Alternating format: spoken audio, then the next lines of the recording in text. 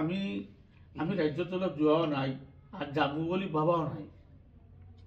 এইটো ইয়ং ল'ৰা হয়, আমাৰ ল'ৰা ইয়ং ল'ৰা হয়, যি উচ্চ শিক্ষিত ল'ৰা হয়, লেখাপঢ়া কৰিছে, চিন্তা কৰিছে। এইটো তাক ৰাজ্য দলে যুৱ ফ্ৰণ্টৰ অসমৰ ছেক্ৰেটাৰী দিছে, জেনেৰেল ছেক্ৰেটাৰী দিছে, কিবা বৰাকলি ইনচাৰ্জ বনাই দিছে। সেইটো কথা আমাৰ ছেলেতো EDF-ৰ কোনো মেম্বাৰো নহয়, আর আমিও কোনোদিন আসিলো নহয়। এটা কাগজ মোর আজি 5 দিন আগতে এটা নোটিশ গেছে যে EDF-র মেম্বার বলি মোর ঘরত প্রথম গেছে মোর লাইফত। আর হাইলাকান্দির মানুষ, পুরো হাইলাকান্দির বরাবর মানুষ জানে কার কারণে এই হাইলাকান্দির বারবার জিতেছিল। আর যদি একবার দুইবার জিতিয়ে যেতে পারবো আমি ফল করেছো চাম আর আমি এনেকৰি শেষ হওয়ার যেতিয়া লক্ষণ আহি যায় এনেকাই শেষ হয়। যেতিয়া শেষ হওয়ার লক্ষণ আহি যাব এনেকা মোক সুধিব পাৰে হুজুৰে, বুঝলে সুধিব পাৰে। হুজুৰ বৰাকত গেলে আমাৰ ঘৰত থাকে, আমাৰ ঘৰত খায় সব কৰে ফাৰ্স্ট 10 বছৰেৰ পৰা সুধিব পাৰে একবার ফোন করে নিজাম কি হয়েছে কও। এনেকা মোক নোটিশটো দিলে মই জবাব দি দিছো 24 ঘণ্টার ভিতরত যে এনেকা হয়েছে, ল'ৰা গেছে আৰ একো নাই, আমি তো যোৱা নাই, আপনাৰ EDF-ৰ মেম্বাৰও কোনো যোৱা নাই। আৰ কি কব, দলটো অহংকাৰ হৈছে, অহংকাৰ আপনাৰ অলপ অহংকাৰ আহিছে, পতনৰ আৰম্ভণি আৰু এইটো লাষ্ট সময়ত এনেকাই হয়। অহংকাৰ কাৰ হৈছে? অহংকাৰ হৈছে। বদৰুদ্দিন আজমলে অহংকাৰৰ কাৰণে ডুবিলে নেকি? এইটো আপোনালোকে দেখিছে, এইটো মানে গোটা অসমত এটা দেখাব বিচাৰিছে যে মোৰ দল ইমান ষ্ট্ৰেংথ লৈছে, এইবিলাক মানুহৰ কাৰণে আমাৰ দলটো গেৰ আৰু এনেকুৱা দেখাব বিচাৰিছে।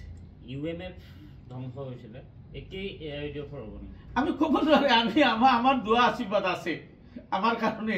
আমি এটা দলত যেতিয়া আছিলো এতিয়া দলৰ বিৰুদ্ধে ক'ব নোৱাৰো আৰু এনেকুৱা মানুহ নহয়।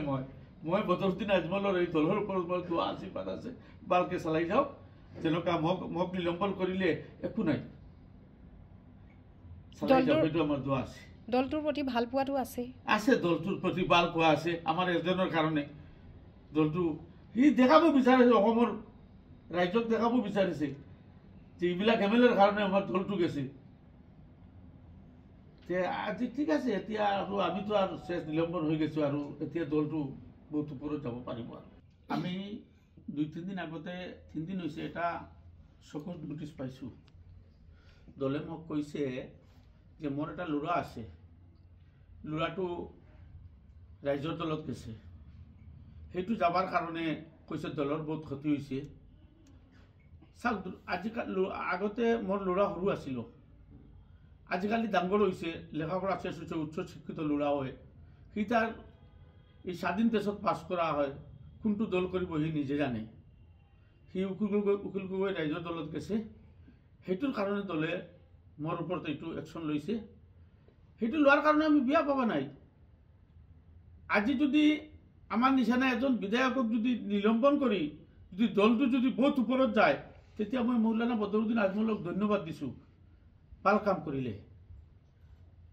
যে মোক নিলম্বন কৰিলে, কৰাৰ পিছত যদি দলটো যদি বহুত ওপৰত যায়, মানুহক যদি দেখাব বিচাৰে অসমৰ যে এইবিলাক মানুহৰ কাৰণে আমাৰ দলটো পিছত আছিল, এতিয়া আৰু একদম উত্থান হৈ যাব দলটো, মই বিয়া নাপায় তাক ধন্যবাদ দিছো এইটো কাৰণে। আপোনাক নিলম্বন কৰিলে, সুজামুদ্দিন তেওঁক চৌকজ দিছিলে, চ' গোটেই MLA বিলাকক যদি নিলম্বন কৰে মানে কি ক'ব? থাকিবগে কি? AUDF-ৰ হ'ব কি মানে এনেকে? চাওক, যি দলৰ আজিৰ দিনে অস্তিত্ব নাই, এইটো এটা মানে ৰাইজক দেখানোৰ কাৰণে যে মোৰ দল ইমান ষ্ট্ৰং হৈছে, দেখো ইমান একশ্যন লৈছো, আমাক নিলম্বন কৰিছে। আজি মই নাজানো কি কাৰণত কৰিছে, এভিডেন্স ছাড়া, কোনো এভিডেন্স দিয়া নাই। সেইটোৰ কাৰণে আমি বিয়া পাবা নাই, ভাল পাইছো, ধন্যবাদ দিছো, মোৰ আশীৰ্বাদ আছে দলটো ভালকে চলিলে। মাজতে এখন এটা অডিঅ' ক্লিপ ওলাইছিলে, য'ত সেই অডিঅ' ক্লিপবোৰৰ লগতো জড়িত হৈ আছে নেকি গোটেই কথাবিলাক? কোনটো অডিঅ' ক্লিপ? আমিতো এই যে জানাজা সুজামুদ্দিন কাটলিচৰাৰ MLA আৰু কৈছে জানাজা দিছে, দল শেষ কৰি দিছে, পিছত বলিত ধৰিছে, সেইটো তাৰ নেচাৰ হয়, আমাৰ এইবিলাক নেচাৰ নাই। মানে আপুনিও ভৰিত নধৰে বা মাতিও নিদিয়ে, বা আমি কি কাৰণত ভৰিত ধৰিম ভাই? মইতো ইমান পাপ কৰা নাই। আমাৰ ল'ৰা আজিকালি MBA LLB কৰিছে, আমাৰ ল'ৰাক কোন দল কৰিব আমি ক'ব পাৰিম নি? বাপ হিচাপেতো মই ৰিকুৱেষ্ট কৰিছোঁ, সি কৈছে না আমি অখিল গগৈ দলত প্ৰতিবাদ কৰে, মই তাকে ভাল লাগিছে তাৰ লগত যাম। সেইটোৱে একমাত্ৰ কাৰণ নেকি আপোনাক নিলম্বন কৰা? আপুনি এইটো ইয়াত বেলেগ কি কাৰণ আছে? আজি এটা দলে কালি জাকিৰক কৰি দিলো, আজি মোক কৰি দিলো, এইটোতো বহুত ডাঙৰ এটা কথা। অসমৰ ৰাজ্যক বুজাব বিচাৰিছে মোৰ দল ইমান ষ্ট্ৰং হৈছে, মোৰ দলৰ বুজা গেল যে আমাৰ কাৰণে এই দলটো পিছত আছিল ইমান দিন, এতিয়াতো আৰু ওপৰত যাব। কিজানো 26ত সব 100টা চিট পাই যাব নাকি এনেকুৱা লাগে। ডিলিমিটেশ্যনত হাইলাকান্দিৰ টিম, গতিকে সেইটো এটা ক'ৰবাত কাৰণ নেকি, নে অকল সুজামুদ্দিন থাকিব বাকী দুজন আঁতৰাই দিয়া হ'ল? চাওক, আমি এইটো ক'ব বিচৰা নাই যে সুজামুদ্দিন থাকিব। সমষ্টি এটা হৈছে, মাইনৰিটি সমষ্টি এটা, দুইটা সমষ্টি আছে, মাইনৰিটি সমষ্টি এটা আছে। আর আপুনি আজি কৈ দিলোঁ 26ত বুট যদি আমি যদি জীয়াই থাকে বুট খেলিম, 50,000 বুটে লিড কৰিম, আপোনালোকে চাব। ক'ৰ পৰা খেলিব আপুনি? আমি আলগাপুৰ কাটলিচৰত খেলিম। না তাকে কোন দলৰ পৰা খেলিব? আমি আৰে আমাৰ জীবনত কিমান টাইম বুট খেলিলো, 4বাৰ হৈ গৈছে, 4বাৰ হৈ গৈছে। জিলা পৰিষদ আসিল 2বাৰ, এইটো MLA আসিল। মোক আর কি কব? সারা জীবন আন্দোলন করিয়া মই সংগঠন করা মানুষ, এটা টাইমত বরাকর মোটর চেয়ারম্যান আসিল আমি। এবার আসিল হাইলাকান্দি জেলা ট্রাক মালিক সংস্থার প্রেসিডেন্ট আসিল, আজিলৈ আছে। মোক কি মোর জিন্দগিটো এনেই গেল আর রাজনীতি করবার ইমান মনো নহয়। এতিয়া 52 এজ হৈ গৈছে।